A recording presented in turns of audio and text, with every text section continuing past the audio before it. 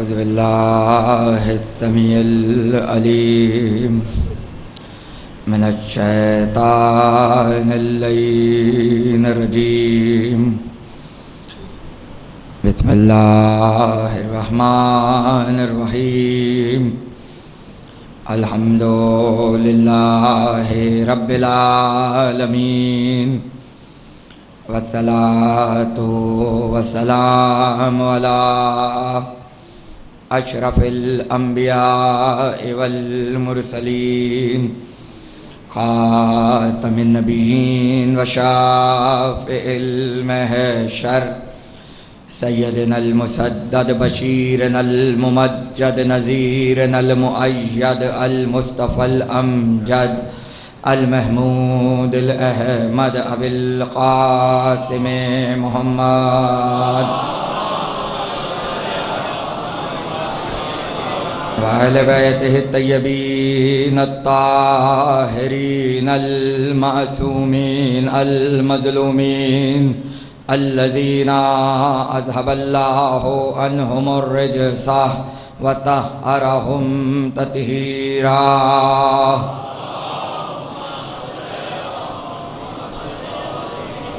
ولعنة الله على أعدائهم وغاصب حقوقهم ومنكر فضائلهم أجمعين. أما بعد، فقد قال رسول الله صلى الله عليه وآله وسلم: إن الحسين مصباح الهدى وسفينة النجاة. صلوات. ایک مرتبہ بآواز بلند صلوات.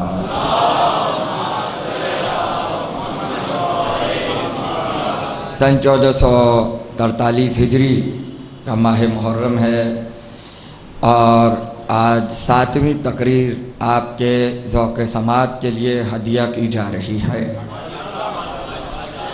اور ہم پہلی محرم سے اب تک اپنی گفتگو سے مسلسل ہیں، اور ہمارا عنوان ہے حسین سفینہ نجات. جو خود نجات کا سفینہ ہو وہ کسی کی نجات کا محتاج نہیں ہوتا. کائنات اس کی محتاج ہوتی ہے، اور وہ کریم ہوتا ہے، اور اس کی شان کریمی یہ ہوتی ہے کہ نجات اس کے آگے کنیز کی طرح رہتی ہے، اس کے قدموں سے لپٹ جاتی ہے، اور اس کا تقاضا یہ ہوتا ہے کہ وہی بخشا جائے گا جسے تو بخشوا دے، جسے تو بخشوا دے. اگر حسین سفینہ نجات ہیں تو اس کا واضح الفاظ میں مطلب یہ ہے کہ کوئی کتنا گناہگار ہو اور اس نے زندگی میں کتنے گناہ کیے ہوں، یہ اس کا ذاتی مسئلہ ہے، لیکن اگر حسین کو اس کی ایک ادا پسند آ جائے تو ہو سکتا ہے کہ قدرت اگر اپنے حساب میں اس کو گناہگار سمجھتی ہے تو پروردگار یہ نہیں دیکھے گا کہ یہ بندہ میرا گناہگار ہے، بلکہ خدا کی نظر اختیار حسین پر ہوگی، اور خدا یہ دیکھے گا کہ اگر میرا گناہگار ہے اور میں نے اس کے لیے عذاب لکھ دیا ہے اور اس کے مقدر میں جہنم کے علاوہ کچھ نہیں ہے، مگر اگر حسین کی نگاہ کرم ہو جائے تو پروردگار انسان کے لیے اپنے ارادے کو بدل دیتا ہے، اور جس کے لیے خدا کا ارادہ بدل جائے اسی کے لیے عصمت ہوتی ہے. عصمت کا مطلب ہی یہی ہوتا ہے. آل محمد کو صاحب عصمت بنانے کا مطلب یہی تھا کہ ان کا کردار اتنا پاکیزہ ہو، ان کی پوری زندگی طہارت سے اس طرح عبارت ہو جائے کہ نگاہ قدرت میں کہیں بھی احساس شرمندگی نہ ہو، اور پروردگار کو ان کرداروں پر اتنا یقین ہو جائے کہ یہ وہی کرتے ہیں جو ہماری مرضی ہوتی ہے. تو جب ان کی مرضی ہماری مرضی ہے تو تقاضا عدل یہ ہے کہ اب جو ہماری مرضی ہے وہ ان کی مرضی ہو جائے، وہ ان کی مرضی ہو جائے. عصمت کے قائل تو سب ہیں، اور سارے اسلامی فرقے کہتے ہیں کہ جناب انبیاء معصوم، فرشتے معصوم، نظام ہدایت میں کام کرنے والا اللہ کا ایک ایک ہادی، ایک ایک رہبر معصوم، لیکن ہم اس مسلک سے تعلق رکھتے ہیں کہ جہاں عصمت مطلقہ فقط 14 معصومین کے پاس ہے، اور جب عصمت مطلقہ 14 معصومین کی ہے تو عصمت کا مطلب یہ ہوا کہ بھائی اگر آپ کسی سے کہیں کہ جھوٹ نہ بولیے تو وہ پلٹ کے کہے گا تم بھی تو جھوٹ بولتے ہو۔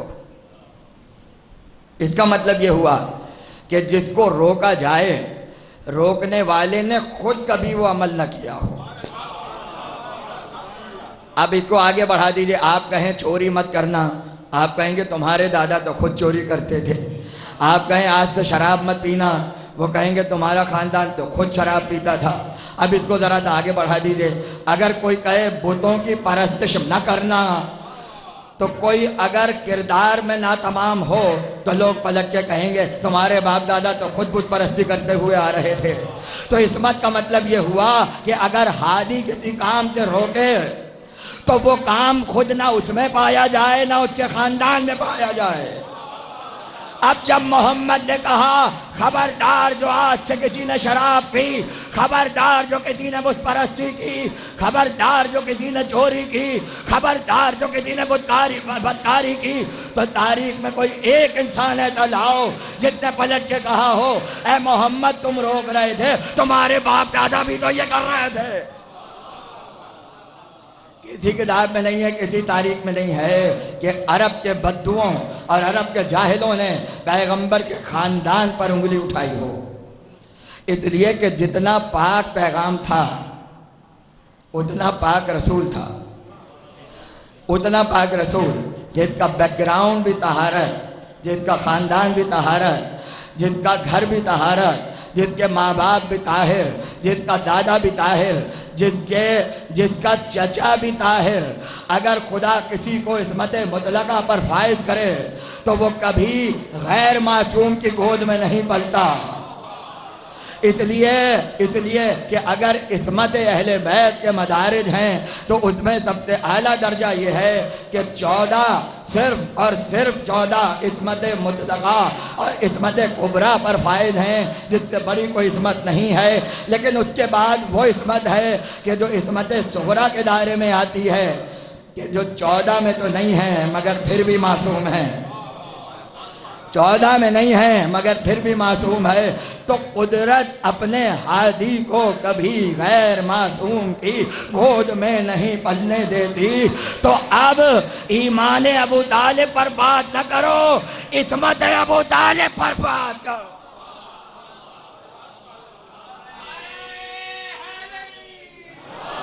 طہارت ابو طالب، طہارت ابو طالب، عصمت ابو طالب، عصمت ابو طالب۔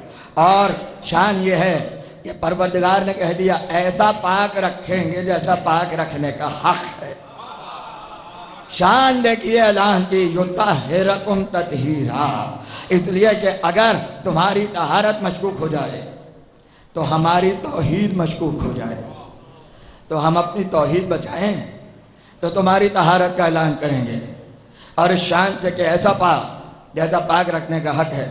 علامہ عبدالعلی ہروی لاہور میں تقریر کر رہے تھے، تقریر کرتے کرتے جب آیت تطہیر پر بات آئی تو ایک نوجوان کھڑا ہو گیا اور اس نے کھڑے ہو کے کہا یہ جو آپ ارشاد فرما رہے ہیں کہ اللہ نے کہا کہ آل محمد میں تمہیں ایسا پاک رکھوں گا کہ جیسا پاک رکھنے کا حق ہے، تو کیا پہلے پاک نہیں تھے؟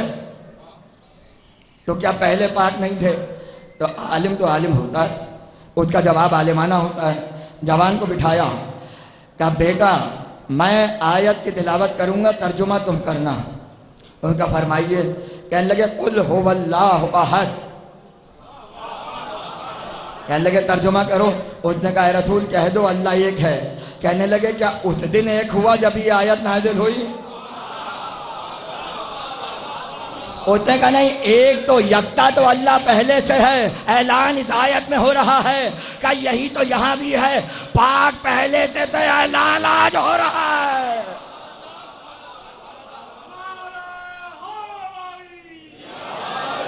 پاک پہلے سے تھے مگر اعلان آج ہو رہا ہے۔ تو اب اگر یہ طے ہے کہ جب سے بنے ہیں اسی وقت سے طاہر ہیں، تو میری نظر میں وہ منظر ہے کہ جب سن 4 ہجری 3 شعبان کو حسین اس دنیا میں آ رہے تھے اور پیغمبر نے حسین کو اپنی گود میں لیے ہوئے تھے حضور، تو ایسے موقع پر غسل ولادت ہوتا ہے۔ اسلامی شریعت کا حکم بھی یہی ہے کہ جب بچہ پیدا ہو سب سے پہلے نہلایا جاتا ہے۔ اب یہ اس کی شان ہے، انسان آئے تو غسل ہو، جائے تو غسل ہو۔ ایک آنے کا غسل اور ایک جانے کا غسل، ان دو کے درمیان انسان کی ناقص زندگی گزر رہی ہے۔ لیکن جب حسین آئے تو ام الفضل عباس ابن عبد المطلب کی زوجہ آگے بڑھی اور کہا یا رسول اللہ ذرا میرے ہاتھ میں اس بچے کو دے دیجئے۔ گودی میں حسین کو لیا، حسین کا چہرہ دیکھا اور کہا لائیے ذرا میں بچے کو پاک کر دوں، لائیے ذرا میں بچے کو غسل ولادت دے دوں۔ پیغمبر نے دیکھا اور دیکھ کر کہا تم اسے کیا پاک کرو گی جسے خدا نے پاک کیا ہو؟ تم اسے کیا پاک کرو گی؟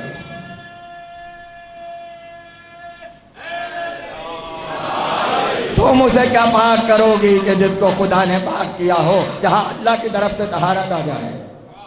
وہاں امت کا اختیار نہیں ہوتا۔ تو یہ تو حسین، یہ تو حسین۔ اور جب حسن آئے تو تمام علماء اہل سنت نے لکھا، صحیح مسلم کی روایت کہ اسماء بنت امیس بیان کرتی ہیں کہ حسن کی ولادت، حسن کی آمد ظہر اور عصر کی نماز کے درمیان ہے اور رمضان کا مہینہ۔ تو میں اکثر امام حسن کے ذکر میں یہ جملہ کہتا ہوں کہ اللہ نے حسن کی ولادت یا آمد جو بھی کہہ لیں رمضان میں جان کے رکھی، اس لیے کہ اگر بچہ عام دنوں میں پیدا ہو تو ماں پر روزہ ساقط ہو جاتا ہے۔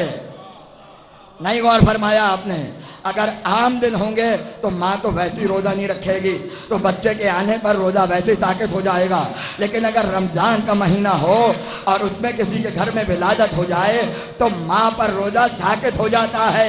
حسن کو رمضان میں بھیج کر آل محمد کی طہارت کا اعلان یوں بھی کیا کہ فاطمہ ظہر کی نماز پڑھیں گی، حسن دنیا میں آئیں گے، اس کے بعد فاطمہ فوراً عصر کی نماز پڑھیں گی۔ طاہر ہو تو ایسا کہ جس کے آنے سے ماں کا روزہ بھی باقی رہے، ماں کی نماز بھی باقی رہے۔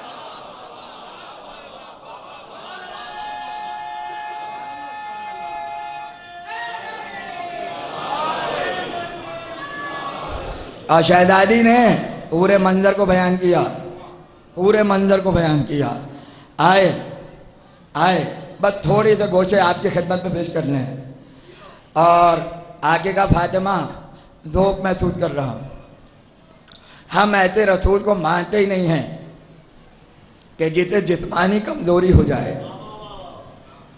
نہ جسم کمزور ہوتا ہے نہ دماغ ہوتا ہے، لیکن اگر نبی ذوق کا لفظ اپنے لیے استعمال کرے اس کا مطلب کچھ اور ہوتا ہے۔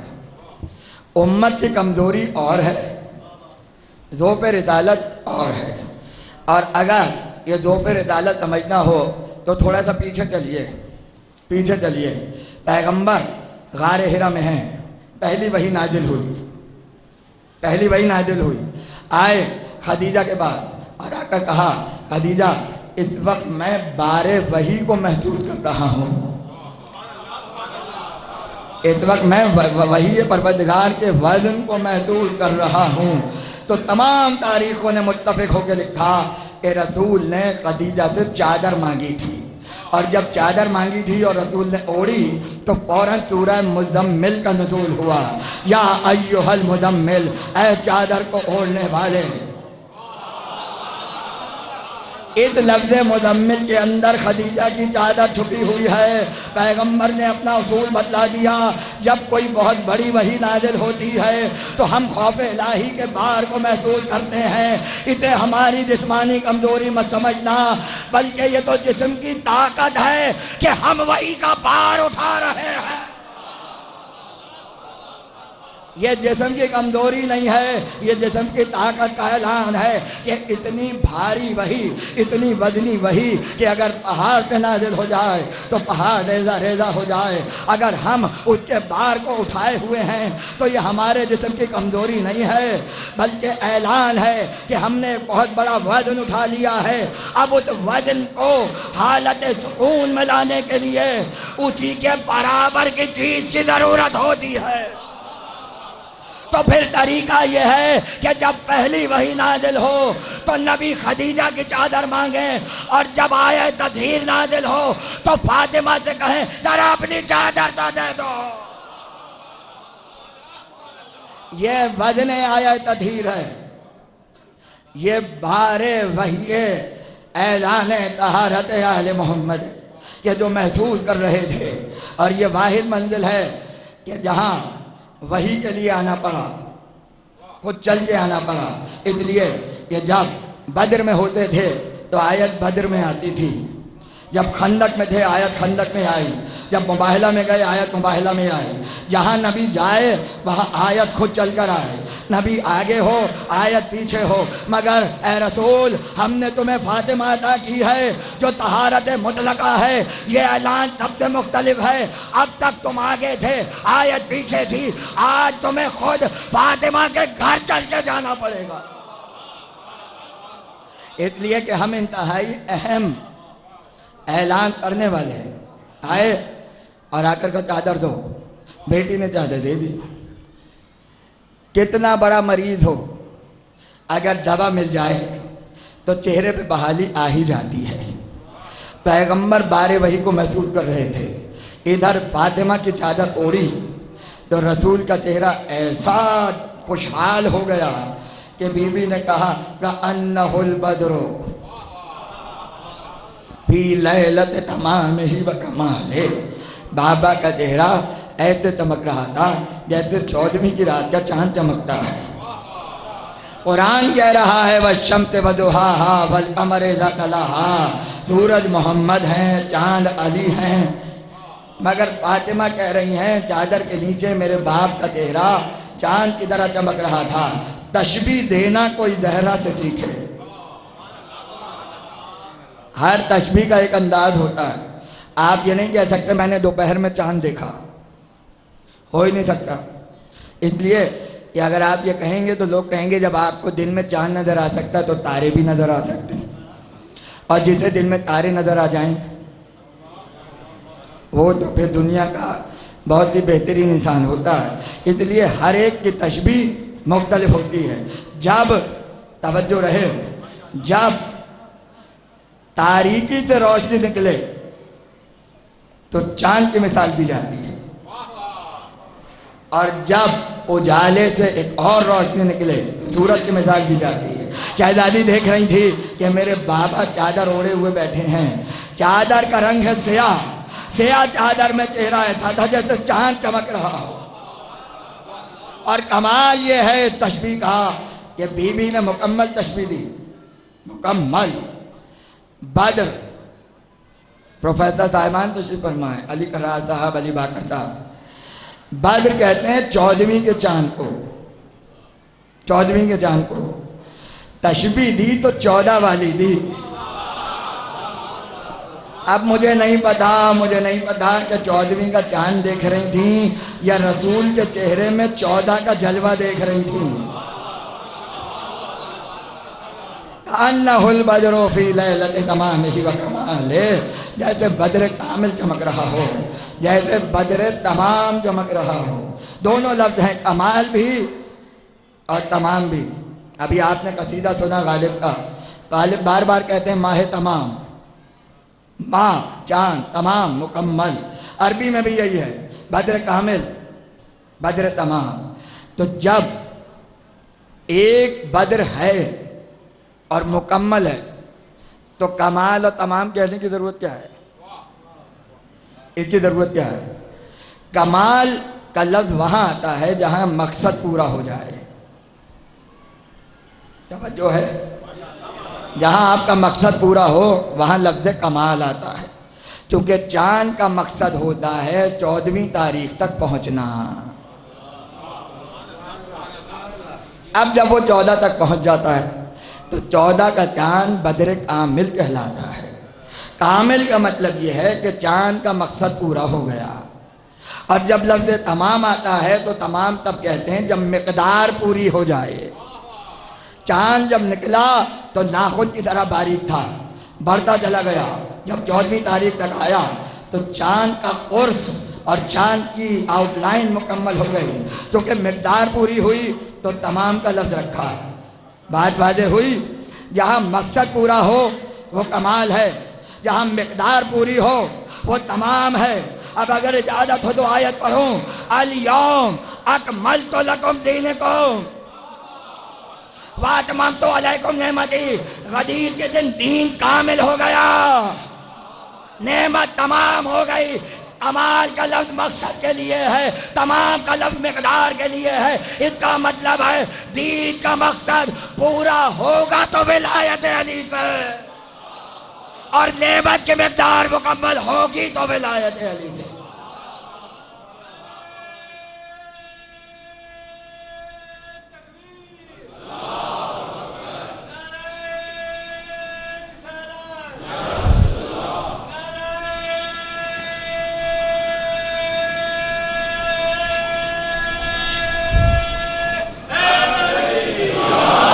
خدا آپ کو سلامت رکھے۔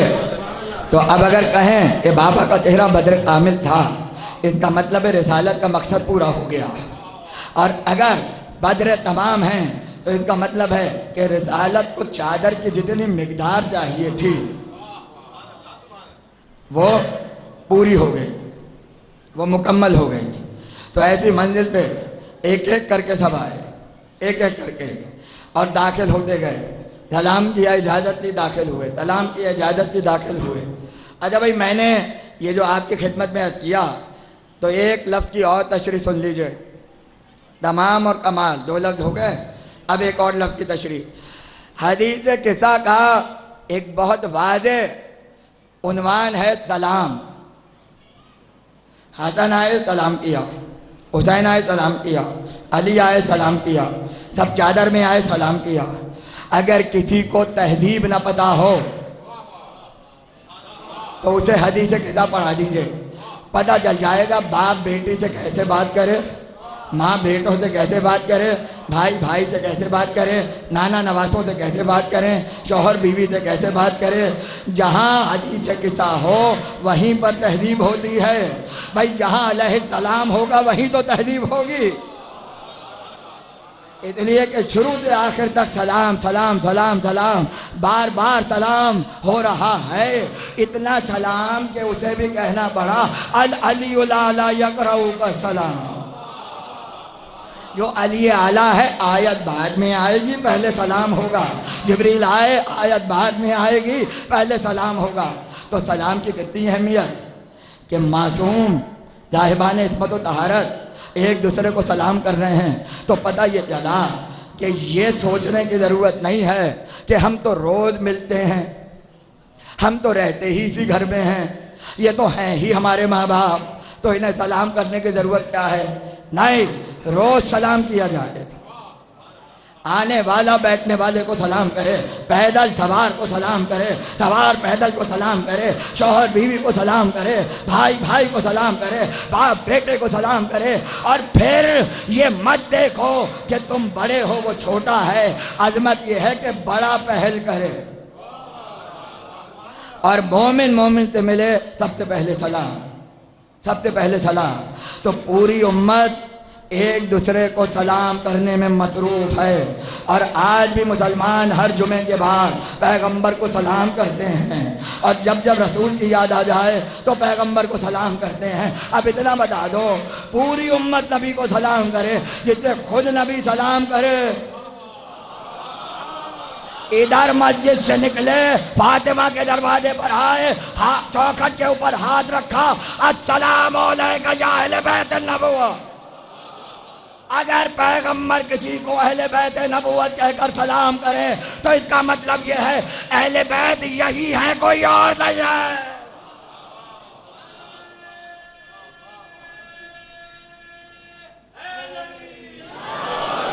سلام سلام سلام۔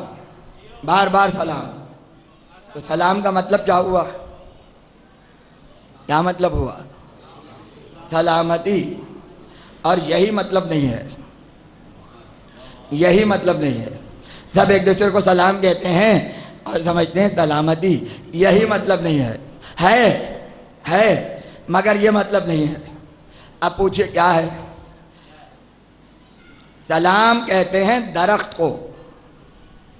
کسے کہتے ہیں؟ اب آپ کہیں گے کہاں سلام؟ یعنی اگر میں کہوں سلام علیکم تم پر درخت ہو، اللہ تم پہ درخت کو دے مارے؟ نہیں، یہ مطلب نہیں ہے. سلام کو کہتے ہیں درخت. اب سنیے، پوری عربی زبان اسی پہ قائم ہے، اسی معنوں پر. مطلب کچھ اور ہوتا ہے، اس کا مفہوم لیا جاتا ہے. جب مفہوم لیتے ہیں تو معنی پیدا ہوتے ہیں. اب درخت کا مطلب کیا ہے؟ بھائی درخت کی جڑیں ہیں زمین میں، کتنا طوفان آ جائے درخت اپنی جگہ. ابھی بھی نہیں سمجھے؟ کتنی بارش ہوئی درخت اپنی جگہ، زلزلہ آ گیا درخت اپنی جگہ. اب سلام کا مطلب سمجھ میں آیا؟ یعنی آندھی آئی، طوفان آیا، زلزلے آئے، بارشیں ہوئیں، مگر درخت اپنی جگہ ہے.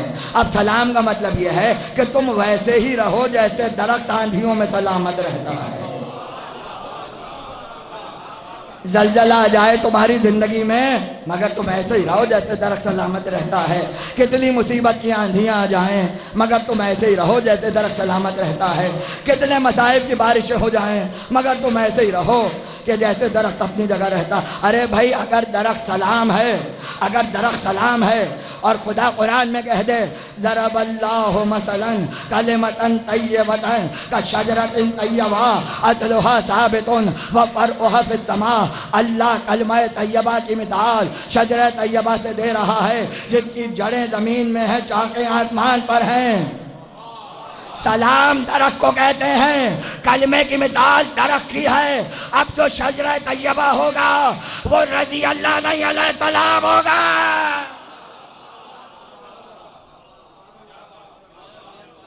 اس لیے کہ سلام کا تعلق درخت سے ہے، اور جتنے علیہ السلام ہیں وہ سب شجرہ طیبہ والے، وہ سب شجرہ طیبہ والے. بزرگ تشریف فرمائیں، ماشاءاللہ رونق ہے خاندان کی. اگر دو بزرگ ایک جگہ بیٹھے ہوں، پہلے کس کو سلام کریں گے آپ؟ کتنا مشکل مسئلہ ہے. بظاہر کوئی ایسی قباحت نہیں ہے، لیکن کچھ لوگ ہوتے ہیں کہ اگر کسی کو سلام کر دیا جائے تو وہ سوچتے مجھے تو کیا ہی نہیں، میں بڑا ہوں، پہلے مجھے سلام کرنا چاہیے تھا. بڑے مسائل ہیں، بڑے مسائل ہیں. لیکن اس مثال کو تھوڑا سا اوپر کر دیجئے اور بلند. اگر ایک طرف رسول ہوں اور ایک طرف علی ہوں تو پہلے کس کو سلام کریں گے آپ؟ رسول کو کریں گے نا. اور علی کے ہوتے ہوئے کوئی یہ جسارت کر نہیں سکتا کہ پہلے علی کو سلام کر دے اور رسول کو بعد میں کرے. اگر کرے گا تو ذوالفقار نکل آئے گی. یہ گستاخی رسالت کی کسی طور گوارا نہیں ہے. لیکن ایک دن ایسا ہوا، پیغمبر مسجد میں تشریف فرما ہے، علی بھی بیٹھے ہیں، اصحاب کا مجمع بھی ہے. ایک فقیر مسجد میں داخل ہوا اور جیسے ہی اس نے مجمع کو دیکھا تو ایک طرف علی ایک طرف رسول.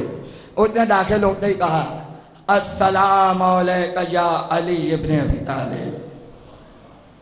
رسول بیٹھے ہیں، بھائی بہت توجہ رہے، پیغمبر بیٹھے ہیں اور سلام کس کو کیا جا رہا ہے؟ علی کو. اصحاب کے پیشانی پہ بلا گئے اور کہا تمہیں تمیز نہیں ہے، تمہیں تہذیب نہیں آتی، پیغمبر تشریف فرما ہے اور تم پہلے علی کو سلام. اب یہ نہیں پتا کہ یہ بغض علی ہے یا رسالت کا دفاع ہے. یہ فیصلہ بعد میں ہوگا، مگر سب نے کہا پیغمبر کے ہوتے ہوئے تم نے علی کو سلام کیسے کیا؟ بھائی آنے والا بہت تیز تھا، اس نے کہا کہ میں نے یہ جو عمل کیا ہے یہ قول رسول کے مطابق ہے. لوگوں نے کہا وہ کیسے؟ کہا رسول نے تو کہا انا مدینۃ العلم وعلی بابھا. علی دروازہ ہے، محمد شہر ہے، پہلے دروازے سے جاتے ہیں پھر شہر میں داخل ہوتے ہیں. صلوات پڑھے آل محمد. تو ایسا بھی ہوا، ایسا بھی ہوا۔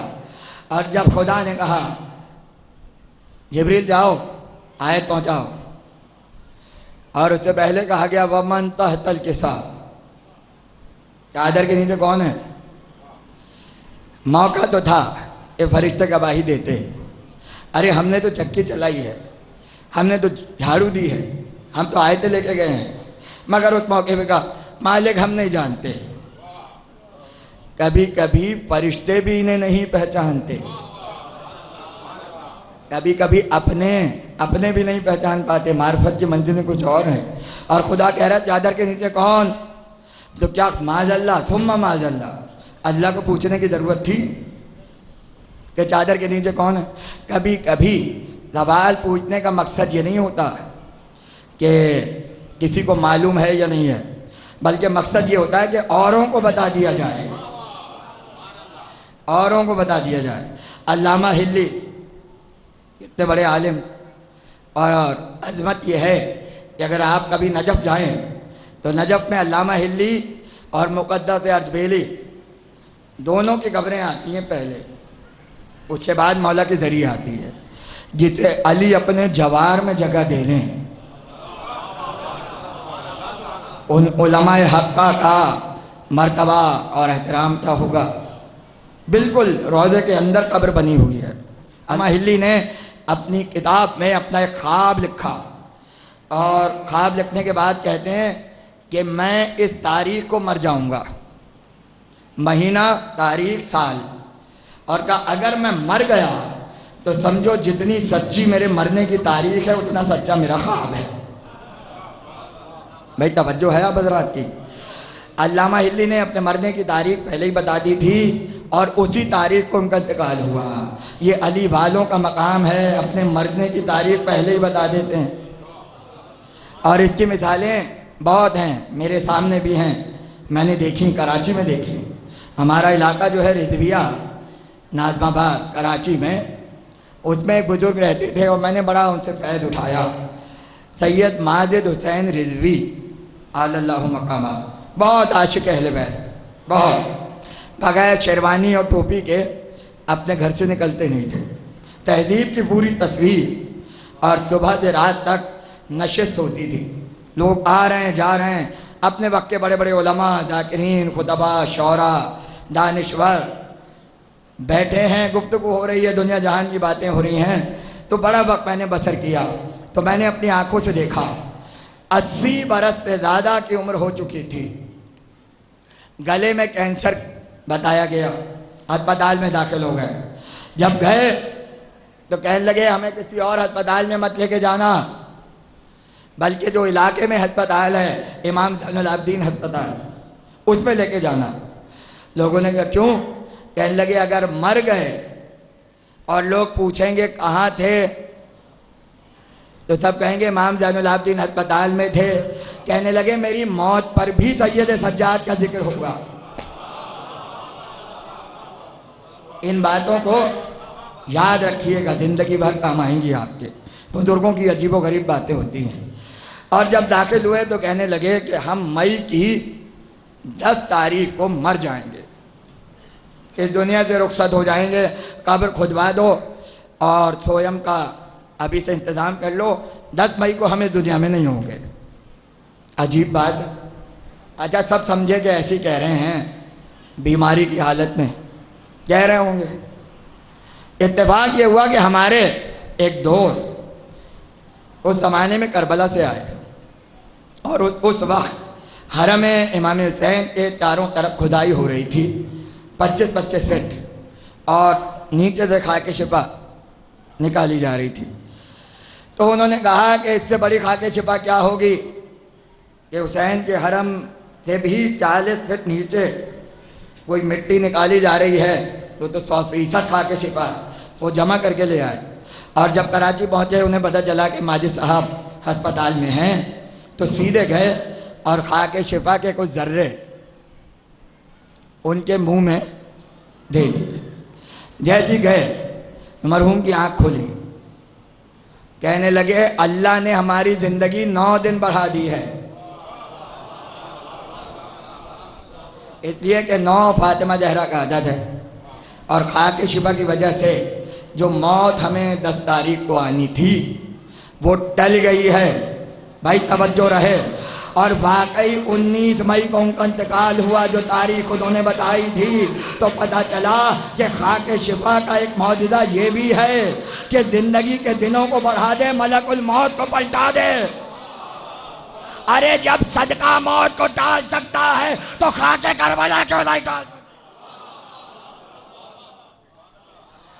تو یوں بھی نجات، یوں بھی نجات، یعنی جو تاریخ بتائی اسی تاریخ کو اس دنیا سے رخصت ہوئے۔ اور اب ظاہر ہے یہ تو انیسیوں کا مجمع ہے، عاشقان انیس، تو اگر دبیر کا بھی تھوڑا سا ذکر ہو جائے۔ دبیر نے اپنی مرنے کی تاریخ پہلے ہی بتا دی تھی، جب مصحف ہستی میرا برہم کرنا، سی پارہ ایام محرم کرنا، برباد نہ جائے میری خاک اے گردوں، تیار چراغ بزم ماتم کرنا۔ میری مٹی ضائع نہ ہو، اس سے چراغ بنا دینا کہ جو مجلس میں جلتا ہے۔ اور اس کے بعد کا جب میرے مصحف ہستی کو یعنی کتاب زندگی کو برہم کرنا تو 30 پارے ہونے چاہیے۔ کیا مطلب؟ 30 پارہ یا ایام محرم کرنا، یعنی جب محرم کی 30 تاریخیں گزر جائیں۔ شاعر کتنی خوبصورتی سے بات کہہ رہا ہے، جب محرم کے 30 دن گزر جائیں تو میں دنیا سے رخصت ہو جاؤں۔ اور وہی ہوا، دبیر کی وفات محرم کی آخری تاریخ کو ہوئی۔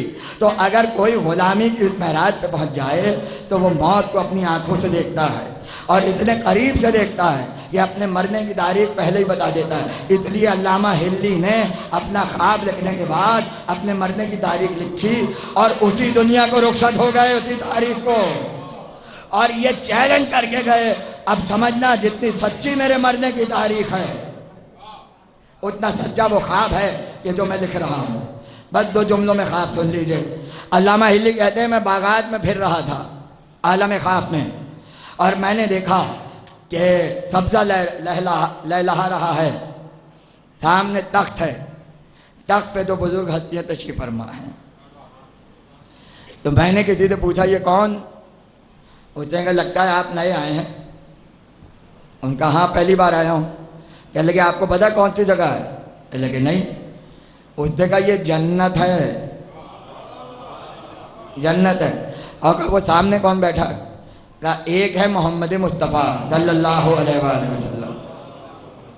ارے بآواز بلند صلوات۔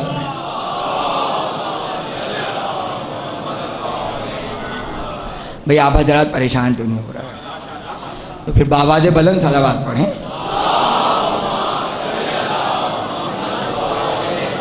اور ان کا جناب پہلے تو محمد مصطفیٰ ہیں اور دوسرے ہیں حضرت موسیٰ کلیم اللہ، ایک حبیب اللہ ایک کلیم اللہ۔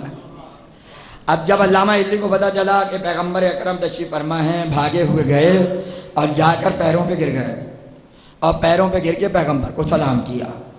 رسول نے جواب دیا۔ اس کے بعد حضرت موسیٰ کی طرف مڑے اور مڑ کے کہا یہ میری امت کا ایک ادنا سا عالم ہے، ادنا سا۔ امت میں جب یہ ادنا ہو تو اعلیٰ کیا ہوگا؟ چھوٹا سا عالم میری امت کا ہے، میری امت کا، فخر سے کہا میری امت کا ہے۔ تو حضرت موسیٰ متوجہ ہوئے اور کہنے لگے صاحبزادے آپ کا نام کیا ہے؟ ان کا یوسف۔ جیسے کا یوسف، کہنے لگے میرا نام تو یوسف ہے، میرے باپ کا یہ نام ہے، دادا کا یہ نام ہے، چچا کا یہ نام ہے، استاد کا یہ نام ہے، اس سال پیدا ہوا، اتنے مدرسے میں تعلیم حاصل کی، اتنی کتابیں لکھیں، اتنے شاگرد ہیں، نجف میں میری یہ خدمات ہیں۔ حضرت موسیٰ نے اشارہ کر کے کہا میں نے نام پوچھا ہے، شجرہ نہیں پوچھا، شجرہ نہیں پوچھا، کہہ دو میرا نام یوسف ہے، بات ختم۔ یہ پوری داستان سنانے کی ضرورت کیا ہے؟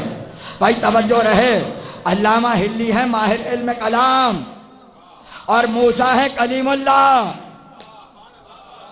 یہ امت سے کلام کرنے والا، وہ خدا سے کلام کرنے والا، تو علم کلام یہی تو ہوتا ہے جو علامہ ہلی کر رہے تھے۔ موسیٰ نے صرف پوچھا آپ کا نام کیا ہے، انہوں نے پوری تاریخ سنا دی کہ میں یہ ہوں۔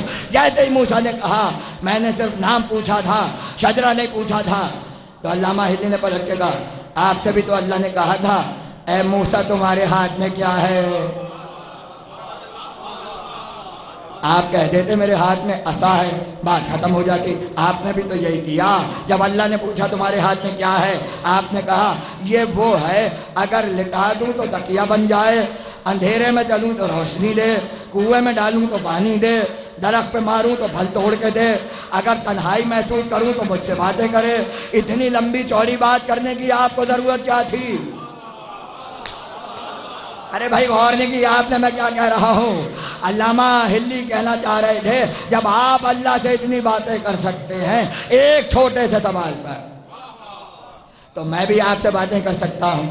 حضرت موسیٰ مسکرائے۔ علامہ ہلی کہتے ہیں کہ حضرت موسیٰ نے کہا ارے تمہیں کیا پتا، جب معبود سے گفتگو ہو رہی ہو تو دل چاہتا ہے بات ہوتی رہے، سلسلہ رکے نہ، بات سے بات نکلتی رہے اور عبد اور معبود کا سلسلہ قائم رہے۔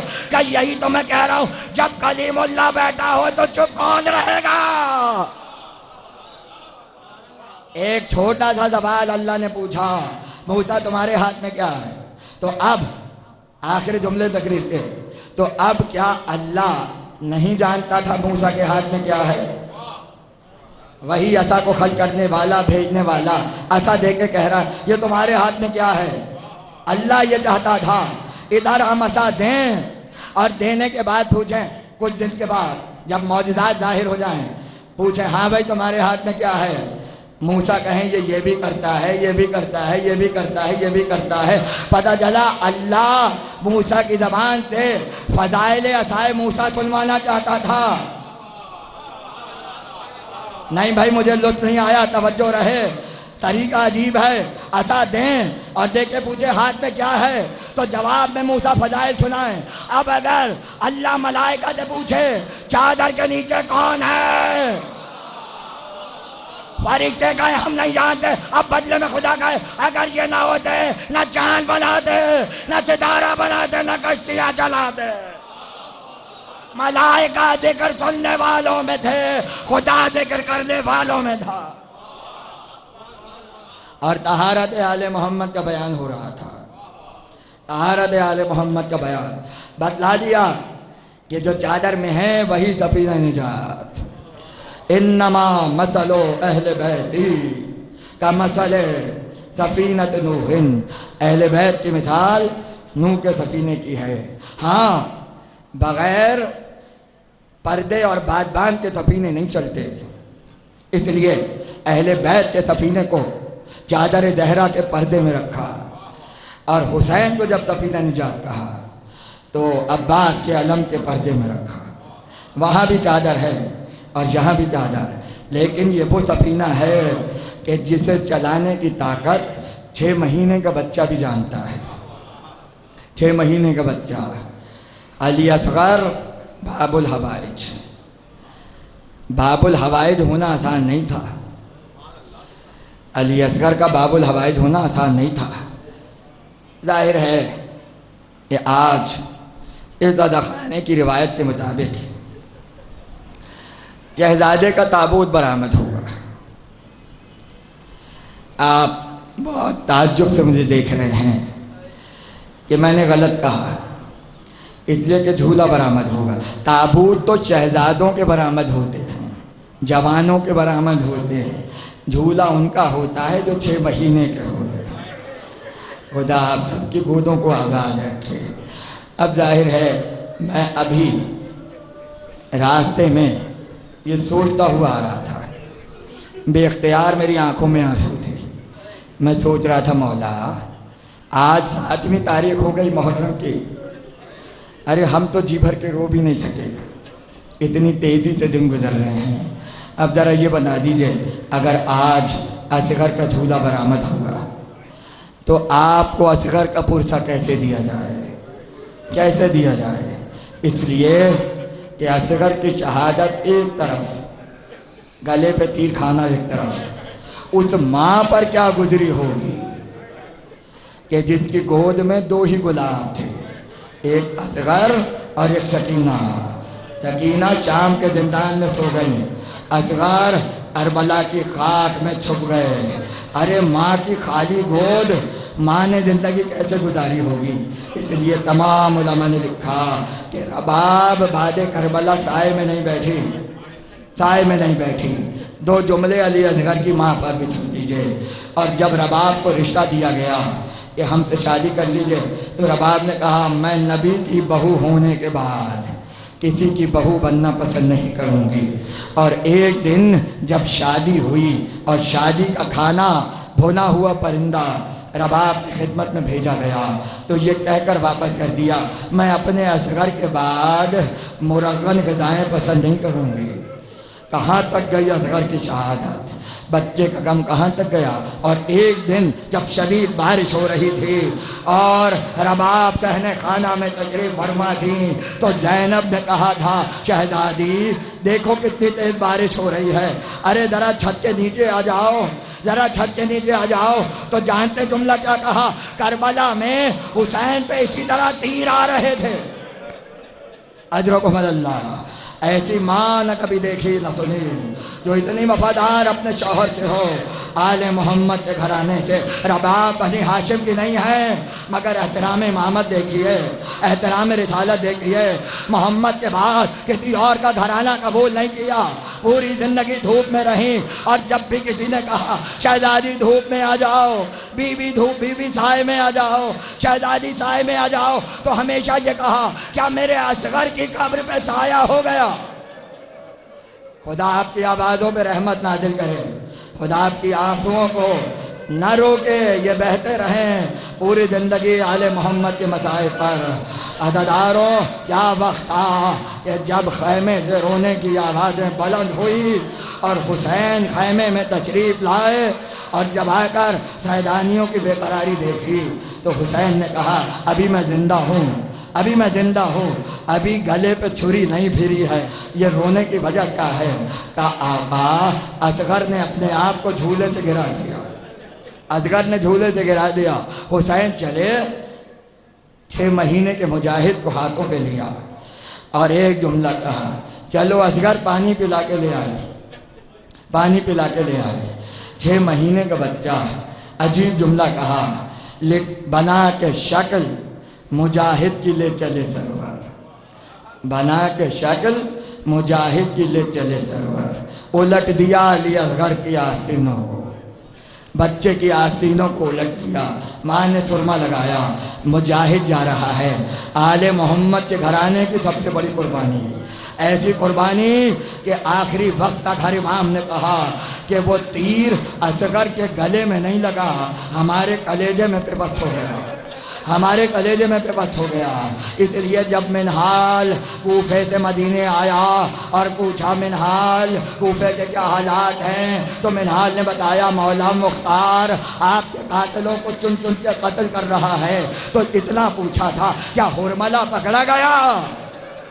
سب کا کسی کا نہیں پوچھا، قبر کے قاتل کا نہیں پوچھا، عباس کے بازو قلم کرنے والوں کا نہیں پوچھا، خیمے جلانے والوں کا نہیں پوچھا، شمر اور خولی کا نہیں پوچھا۔ یہ بتاؤ اصغر کا قاتل پکڑا گیا یا نہیں؟ خدا جانے عابد بیمار کی نظر میں کتنی بڑی مصیبت ہے اصغر کی شہادت۔ منہال کہتا ہے جب میں کوفے پہنچا اور مختار نے پوچھا کہ سید سجاد سے کیا بات ہوئی تو میں نے پورا واقعہ سنایا، اور آخر میں کہا کہ مولا پوچھ رہے تھے کہ کیا ہرملہ پکڑا گیا۔ اب یہ بات ہو رہی تھی کہ دربار میں شور ہوا، مختار نے کہا کیا ہوا؟ کہا ہرملہ پکڑا گیا، ہرملہ پکڑا گیا۔ مختار نے شکر کا سجدہ کیا اور کہا اللہ نے سید سجاد کی دعا میرے ہاتھوں سے پوری کی ہے۔ اس کے بعد کا منہال عابد بیمار نے کیا کہا؟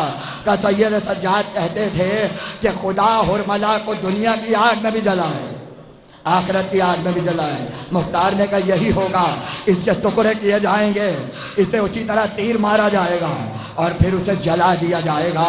یہ دنیا کی آگ ہے، آخرت میں خدا جلائے گا، لیکن اس سے پہلے ہم پوچھیں گے کہ ہرملہ نے کیا کیا، تاکہ تاریخ میں لکھ دیا جائے کہ کہ علی اصغر کی شہادت کیسے ہوئی؟ تو حرملہ کہتا ہے کہ میرے پاس 13 تیر تھے، 13 تیر۔ اگلا جملہ اگر آپ سمجھ رہے ہیں تو علی اصغر کی شہادت تک اس جملے کو لے جائیے گا۔ حرملہ کہتا ہے 13 کے 13 تیروں کو میں نے زہر میں بھرا۔ آگے جو سوچ رہے ہیں وہ خود ہی سوچ لیجئے، تیر زہر میں بھجے ہوئے تھے۔ اور حرملہ کہتا ہے جب میں چلا تو راستے میں مجھے ہرن نظر آیا، میں نے سوچا میں اس کا شکار کروں، تیر چلے، تیر ضائع گئے، 3 تیر باقی رہ گئے۔ حرملہ کہتا ہے میں نے اپنے پاس رکھے تاکہ کربلا میں کام آئے۔ مختار کو جلال آیا کہ وہ تیر کربلا میں کہاں کام آئے؟ سنیے گا عزاداروں، سنیے گا، حرملہ کہتا ہے پہلا تیر اس وقت کام آیا جب عباس پانی بھر کے نکل رہے تھے۔ اجرکم اللہ، میں نے نشانہ لیا، تیر آ کر مشک سکینہ پہ لگا۔ مختار نے کہا دوسرا تیر کہاں لگا؟ کہا اس وقت جب حسین تنہا تھے تو میں نے حسین کی پیشانی کا نشانہ لیا۔ اگلا جملہ آپ کیسے سنیں گے؟ مجھے ایمان سے بتائیے، آپ عاشقان حسین ہیں، آپ عزاداران، ہم تو اولاد ہیں حسین کی۔ حیرت ہے کہ پڑھ کیسے دیتے ہیں، ہمارا دم کیوں نہیں نکل جاتا؟ خدا ہمت دیتا ہے، آپ کو رولانا ہوتا ہے تو شاید غیبی مدد ہو جاتی ہے۔ حرملہ کہتا ہے دوسرا تیر حسین کی پیشانی میں آ کے لگا۔ اس کے بعد کا تیسرا تیر کہاں گیا؟ کا تیسرا تب لگا جب حسین 6 مہینے کے بچے کو لے کر آئے اور آ کر کہا اس بچے کی خطا کیا ہے، اسے پانی پلا دو۔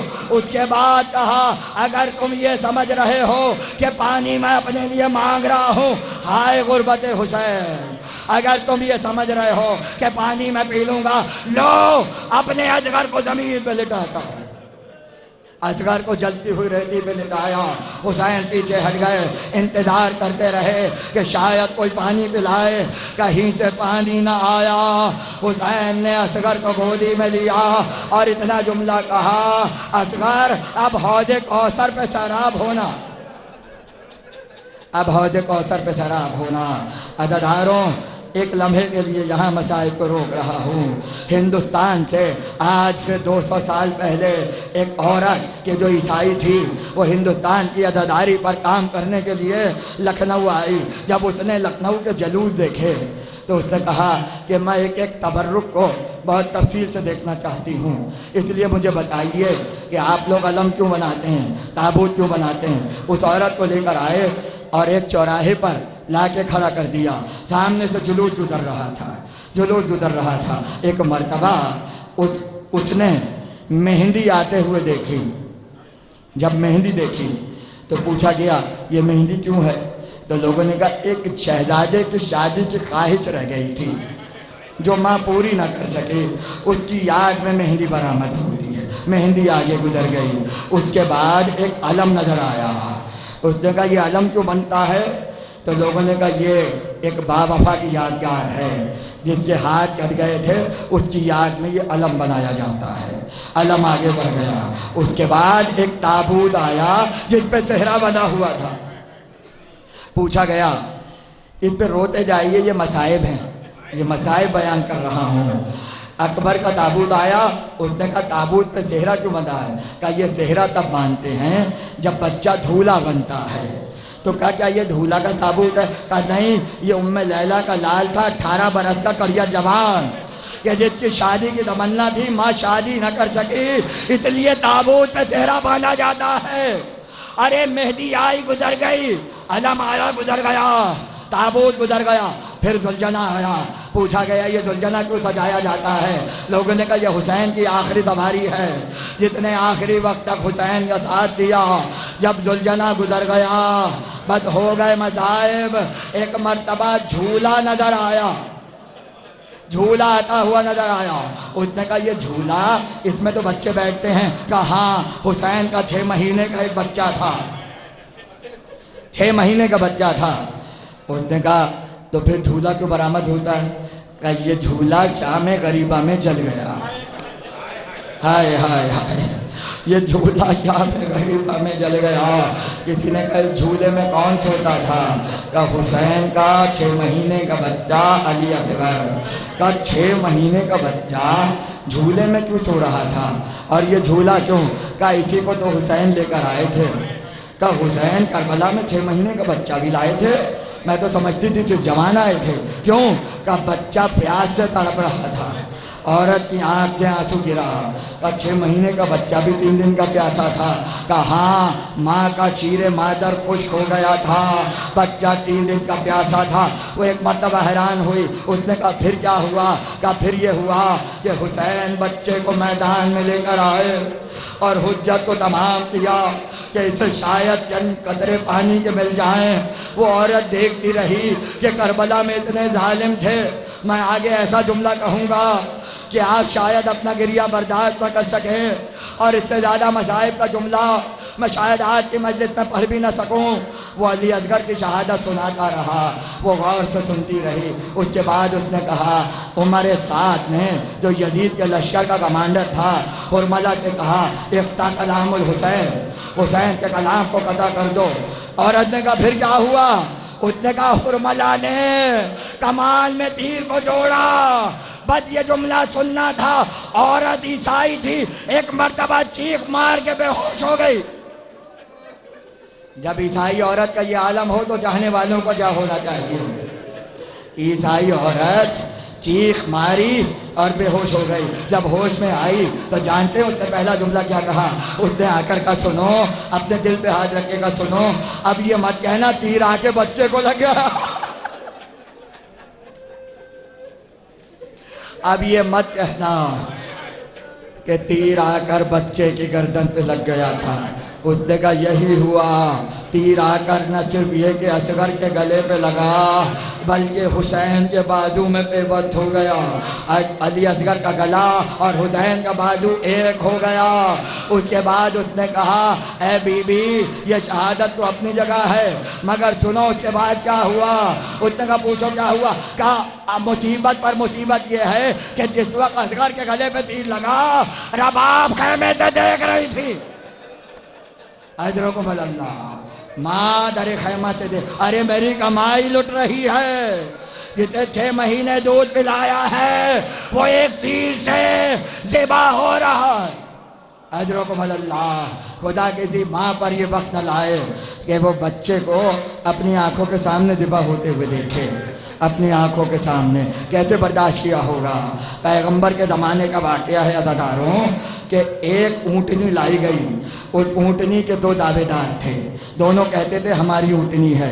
تو ایک مرتبہ جو سچا تھا، سچا دعوے دار، اس نے کہا دیکھو مجھے کوئی پرواہ نہیں ہے یہ اونٹنی مجھے ملے یا نہ ملے، مگر ایک بات سن لو. لوگوں نے کہا کہو. کہا اسے نہر کرو، اس کے گلا کاٹو اور اس کا دل باہر نکال لو. جو بات میں بتا رہا ہوں اگر سچی ہوئی تو اس کا مطلب ہے میری ہے. اب ذبح ہو جائے مجھے پرواہ نہیں ہے مگر میری بات تو سچی ہو، اس لیے اس کو ذبح کر دو، قیمت میں دے دوں گا. اونٹنی کو نہر کیا گیا، اس کے دل کو نکالا گیا. مالی السبتین میں واقعہ لکھا ہوا ہے مقتل کی کتاب میں. جب اونٹنی کا دل نکالا گیا تو اس میں 2 سوراخ تھے. نہیں غور فرمایا آپ نے؟ اونٹنی کے دل میں 2 سوراخ تھے. پوچھا گیا یہ 2 سوراخ کیوں ہیں؟ کہا اس لیے کہ اس کے چھوٹے چھوٹے بچے تھے، میں نے اس کے سامنے بچوں کو ذبح کیا. اب میں اس سے زیادہ کیا کہوں؟ اب میں اس سے زیادہ کیا کہوں؟ خدا جانے جب اونٹنی کا یہ عالم ہو کہ اپنی آنکھوں کے سامنے اپنے بچے کو ذبح ہوتے ہوئے دیکھے تو 2 سوراخ دل کے اندر ہو جائے. ارے جس نے اصغر کے تیر لگتے ہوئے دیکھا ہے، سلام ہو ہمارا رباب پر. حسین چلے، اصغر کا لاشا ہاتھوں پر ہے. بتا آخری جملے عزاداروں، آج تو ماتم ہوتا رہے میں آپ کے ساتھ ماتم کر رہا ہوں، اپنے سینے پہ ہاتھ مارتے جائیے۔ یہ زہرا کی آمد کا وقت ہے، اس وقت سارے مناظر فاطمہ کے سامنے ہیں، حسین کی ماں آپ کو دیکھ رہی ہے۔ آج رباب کو بھی پرسہ دینا ہے۔ ایک مرتبہ حسین چلے اور یہ سوچتے ہوئے چلے کہ ماں کو کیا جواب دوں گا۔ 7 مرتبہ آگے بڑھے، 7 مرتبہ پیچھے ہٹے۔ عمل عاشور میں یہ عمل جو کیا جاتا ہے یہ علی اصغر کی شہادت کی یادگار ہے۔ آگے بڑھے، پیچھے ہٹے، ایک مرتبہ خیمے کا پردہ ہلا، رباب نے پردہ اٹھایا، حسین آگے بڑھے۔ جب میں کہوں گا تب زیارت آئے گی، مجھے آخری جملہ کہنے دیجیے گا۔ حسین آگے بڑھے، پردے کو اٹھایا، رباب وہیں پردے پر تھی۔ میرے اصغر کا کیا ہوا؟ لاشا دکھا کے کہا، لو رباب تمہارا اصغر۔ ماں نے گودی میں لیا اور گودی میں لے کے کہا، ارے مجھے نہیں پتا تھا 6 مہینے کے بچے بھی ذبح کیے جاتے۔ اس کے بعد کیا ہوا؟ اصغر کو ہاتھوں پہ لیا، پشت خیمہ پر آئے، کمر سے ذوالفقار نکالی، قبر اصغر کو کھود رہے ہیں۔ علی اصغر کی قبر، واحد کربلا کا شہید جس کو اپنے ہاتھوں سے حسین نے دفن کیا، اس لیے کہ عذاب آ جاتا۔ اگر اصغر کا لاشا زیر آسمان رہتا عذاب آ جاتا۔ حسین نے کہا تھا میرا یہ بچہ ناقہ سالے سے کم نہیں ہے، میرا بچہ ناقہ سالے سے کم نہیں ہے۔